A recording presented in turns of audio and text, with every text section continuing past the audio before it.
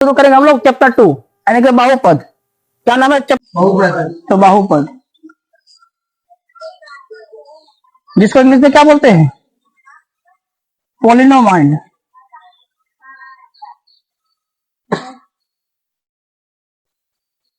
आज हम लोग इसके बारे में जानते थे कि बहुपद क्या, कोई किसी को याद है बहुपद का?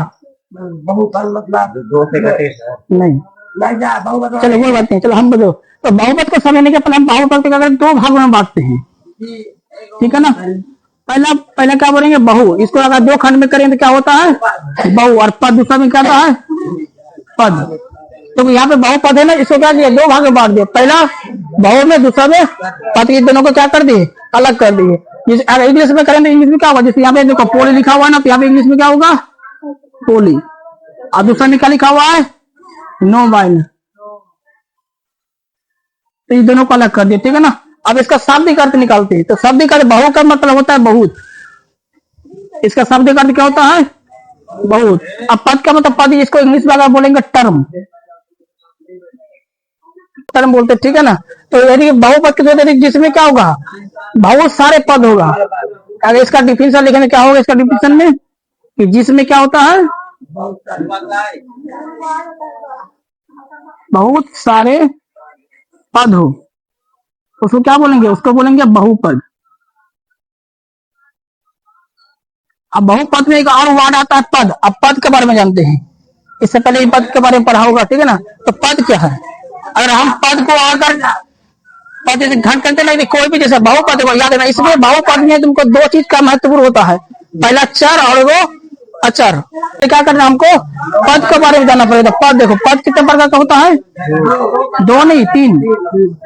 इसको कितना खंड में बांटते हैं? तीन। पहला बताओ, एक पद जिसको बोलते हैं, नहीं कि एक पद ही बोल सकते, या तो एक पद। दूसरा क्या होता है? द्विपदी। अब तीसरा क्या होता है? त्रिपद। अब एक पद, द्विपद और त्रिपद, इसको क्या बोलते हैं? एक पद कौन कौन सा ऐसा है जो कि इसको एक पद बोलेंगे? तो याद रखना, जिसमें केवल एक ही खंड हो, यानी किसी का क्या होगा? एक ही सब होगा। और चार के बीच में याद रखना कि प्लस या तो माइनस कुछ नहीं होगा। ना तो प्लस होना चाहिए, ना तो माइनस होना, वो भी बीच में, ठीक है ना। आगे का बात नहीं सुनना है, वो आगे तो हमेशा प्लस छुपा रहता है, ठीक है ना। लेकिन बीच में याद रखना, बीच में ना तो प्लस होना चाहिए, ना तो माइनस होना। जैसे का एग्जाम्पल हम देखते हैं, मान हम एक केवल क्या लिखते हैं? ओनली एक्स लिखते हैं। एक्स का एक चर है, अभी केवल इसको एक ही बार लिखे हैं, तो क्या बन गया? एक पद बन गया। अगर हम इसको लिखेंगे एक्स वाई, ये भी क्या है? क्या इसके बीच में तुमको प्लस माइनस दिख रहा है? नहीं तो ये भी क्या बन गया? एक पद बन गया। और लिखेंगे जैसे एक्स वाई जेड, इसमें क्या? इसके बीच में क्या एक्स कोई प्लस माइनस दिख रहा है? ये भी क्या हो गया? एक पद हो गया। अगर इसमें क्या करें? कोई भी अगर नंबर भी लिखते हैं, जैसे मान लो 2x, ये भी क्या है? एक पद हो गया। अब आते हैं द्विपद में। तो द्विपद में क्या होगा कि इसमें या तो माइनस होगा या तो प्लस होगा। क्या होगा इसमें? या तो माइनस होना चाहिए या तो प्लस होना चाहिए। जैसे कि मान लो यहाँ पे लिखेंगे एक्स, अब प्लस में क्या लिखेंगे? वाई, यानी दो अलग अलग चर होगा, ठीक है ना। अब इसमें चर भी हो सकता है और अचर भी हो सकता है, दोनों हो सकता है। जैसे अगर अचर के बाद बोलेंगे, जैसे यहाँ पे बोलेंगे एक्स प्लस 2 भी बोल सकते हैं, ठीक है ना। अब अगर इसको अगर नेगेटिव बनेगा तो एक्स माइनस क्या हो जाएगा? 2 भी हो सकता है। और यहाँ पे क्या होगा? जेड माइनस एक्स भी हो सकता है। मतलब इसमें दो खंड में लिखा रहेगा, बीच में क्या होना चाहिए? प्लस या तो माइनस होना चाहिए। अब आता त्रिपद में। अब त्रिपद में क्या होगा? तीन खंड में रहेगा। त्रि मतलब तीन खंडों में लिखा जाएगा। जैसे कि हम इसमें क्या करेंगे? X plus Y plus Z, यानी कि इसमें या तो दो प्लस होगा, या दो माइनस होगा, या तो माइनस प्लस होगा, कुछ भी हो सकता है, ठीक है ना। प्लस माइनस पर दो को होना चाहिए, या तो प्लस प्लस होगा, या तो हम यहाँ पे क्या कर सकते हैं? माइनस माइनस भी कर सकते हैं, माइनस वाई माइनस जेड, ठीक है ना। इसमें क्या कर सकते हैं? हम यहाँ पे प्लस माइनस भी कर सकते हैं। यानी तुमको देखना है कि तीनों खंड में तीनों अक्षर क्या होगा? अलग अलग चाहिए, ठीक है। आचार भी देखो, यहाँ पर आचार का बात बोले, जैसे एक्स प्लस वाई, और प्लस में क्या लगा सकते हैं? 6 लगा सकते हैं, ठीक है ना। तो ये तुम्हारा क्या हो गया? पद का बारे में आता है। पद मतलब होगा एक पद, दूसरा होता है द्विपद, और इसमें होता है त्रिपद, ठीक है ना। तो चलते हैं चर और अचर के बारे में। चलते बहुपद। इसको अगर इंग्लिश के बात बोलते वेरिएबल नंबर बोलते, क्या बोलते इसको? वेरिएबल। दूसरा क्या होता है? अच्छा, इसको बोलते हैं हम लोग कांस्टेंट। लेकिन आप इसके बारे में समझते हैं। तो चर को अगर शॉर्टकट में याद है ना, चर मतलब होता है एनी नंबर और एनी लेटर। क्या होता है? एन लेटर में कोई भी लेटर हो सकता है, ठीक है ना। और अक्षर का बात अगर बोलेंगे तो एनी नंबर याद रखना है, एनी नंबर्स। फिर अब तो कोई देखो यहाँ पे अक्षर का मतलब याद है एनी लेटर, और अक्षर का मतलब एनी, मतलब कोई भी एक नंबर हो सकता है। जैसे नंबर क्या होता है, नंबर जैसे यहाँ पे 2 हो सकता है, 3 हो सकता है, 4, यानी कुछ भी हो सकता है यहाँ पे, ठीक है ना। और लेटर में क्या हो सकता है, ए से लेकर पूरा का पूरा कहाँ तक, जेड तक, ठीक है ना। क्या वो लेटर क्या होता है, ए से लेकर जेड तक कोई भी लेटर। लेकिन इसमें से इंपॉर्टेंट जो है ना लेटर, वो तुम्हारा क्या है, एक्स, वाई और जेड, ये तुम्हारा 3 को इंपॉर्टेंट होगा। उससे भी ज्यादा इंपॉर्टेंट होगा तुम्हारा एक्स, ठीक है ना। जब भी हम बहुपद करेंगे ना, बहुपद में सबसे अधिक आने वाला है एक्स। तुमको अगर एक्स मिला समझ लो बहुपद को हमारे में पूछ रहा है, अधिकतर एक्स में, ठीक है ना। तुमको अच्छा समझ में आता, अच्छा मतलब कोई भी नंबर। लेकिन यहाँ पे जो चर होगा ना, याद है ना, चर में घात होना चाहिए। क्या होना चाहिए, घात। और घात की बात क्या होता है, पावर, ठीक है ना। अरे पावर, अभी घात भी कैसा होना चाहिए, एक घात होना चाहिए तुम्हारा 1 नंबर, याद रखना। कौन सा नंबर याद होना चाहिए, वो जिसको हम हिंदी में क्या बोलते हैं, पूर्ण संख्या,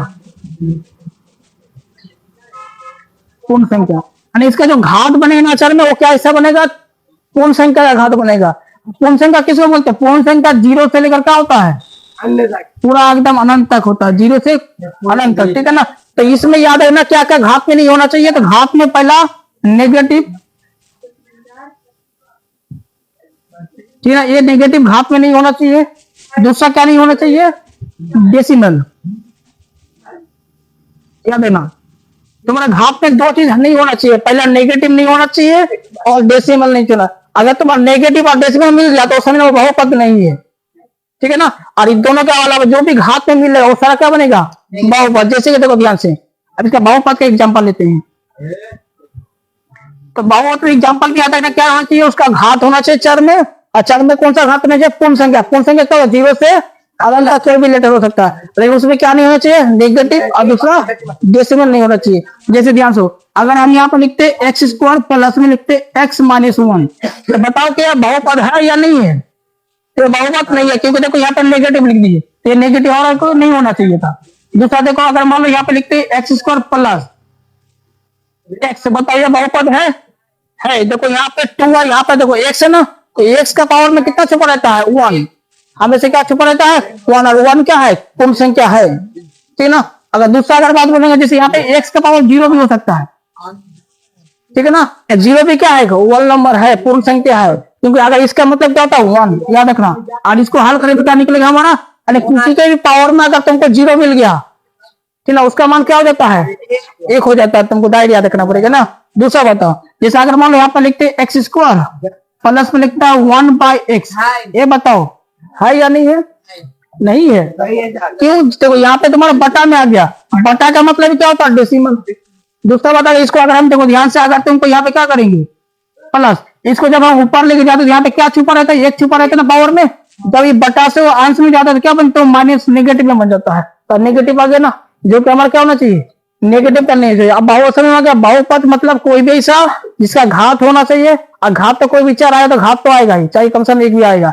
दूसरा कहना चाहिए उसमें नेगेटिव और डेसिमल नहीं होना चाहिए। कभी भी अगर तुमको इस तरह भी पूछते ना, जैसे एक्स स्क्वायर प्लस वाई 0.5, तो क्या आएगा, तो नहीं, क्योंकि देखो डेसिमल में हम लिख दिए, तो डेसिमल में कभी पावर नहीं होता है। दूसरा डेसिमल आगे को तरह लिखा जाता है, जैसे बोलेंगे कि एक्स स्क्वायर प्लस में 1/2, क्या है, नहीं, क्योंकि जब इसको हम डिवाइड करेंगे तो क्या होगा, डेसिमल में आ जाएगा, नहीं क्या आ जाएगा, डेसिमल। मतलब ध्यान से देखना, इसमें भी तुमको थोड़ा सा सोच के रखना पड़ेगा। जैसे अगर हम यहाँ पे लिखेंगे x³ प्लस x 4/2, क्या लिख दिए, 4/2 लिख दिया, तो ये तुम्हारा डेसिमल में है, तो नहीं है, क्योंकि जब हम 2 को क्या करें, 4 को डिवाइड करें क्या होगा, हमारा निकल जाएगा 2, और इसका क्या होगा, तुम्हारा एक पूर्ण वर्ग निकला, स्क्वायर निकल गया, क्या डेसिमल में आया, डेसिमल नहीं आता। याद रखना, अगर वो नंबर कटे तो फिर काट के चेक करना है, तो नंबर क्या आएगा, पूर्ण डेसिमल में आएगा या नहीं आएगा। पर ये देखो 2/2 1/2 कभी आपस में कटेगा, कटने के लिए हमको डेसिमल चाहिए, करने के लिए क्या चाहिए, डेसिमल। हमारे यहाँ पे क्या होगा, डेसिमल नहीं होना चाहिए बहुपद में, ठीक है ना। चलो इसको लिखो, फिर आगे बताते हैं। लाइटिंग में प्रॉब्लम है। चलो अभी हम लोग क्या क्या पढ़े, अब हम लोग पढ़ते हैं बहुपद की घात।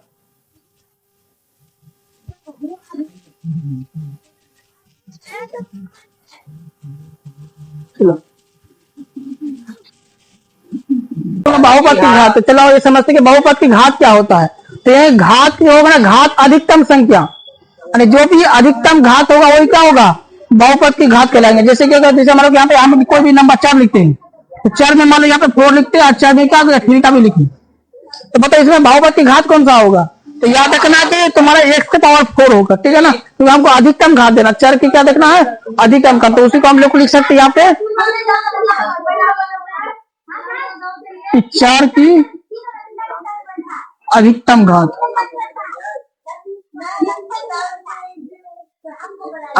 अधिकतम घात ही बहुपद की घात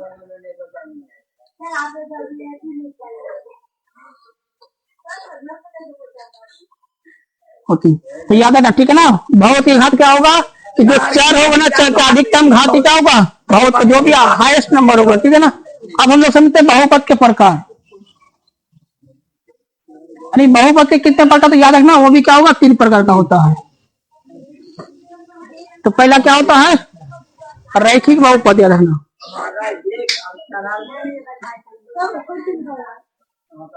दूसरा क्या होता है, सरल नहीं, द्विघात, द्विघात बहुपद। और तीसरा क्या होगा, त्रिघात बहुपद। तो ध्यान से देखो रैखिक के बारे में। तो रैखिक बहुपद किसको कहेंगे, तो याद रखना जैसे बहुपद में केवल क्या होगा, एक होगा। बहुपद की घात कितना होना चाहिए यहाँ पे, बहुपद की घात कितना होगा, वो केवल 1 होगा, ठीक है ना, तो उसको बोलेंगे रैखिक बहुपद। द्विघात बहुपद क्या बोलेंगे, इसमें याद रखना कि बहुपद की घात क्या होगा, 2 होना चाहिए। बहुपद की घात कितना होना चाहिए, 2 होना चाहिए। अगर 2 है तो क्या बन गया, वो द्विघात बहुपद बन गया। और त्रिघात के लिए बहुपद की घात क्या होगा, 3। इसमें कितना होना चाहिए, केवल 3 होना चाहिए। अगर तुम्हारा 1 आ रहा है तो इसका क्या होगा, रैखिक बहुपद, है ना। कोई भी 4 में क्या होगा, पावर में कितना होना चाहिए, 1 होना चाहिए। और 4 में कितना होना चाहिए, पावर में 2 होना चाहिए। इसमें 4 में 3 होना चाहिए, ठीक है ना। अगर प्रश्न वाले 2.1, तो प्रश्न वाले 2.1 का जो क्वेश्चन होगा ध्यान से देखना।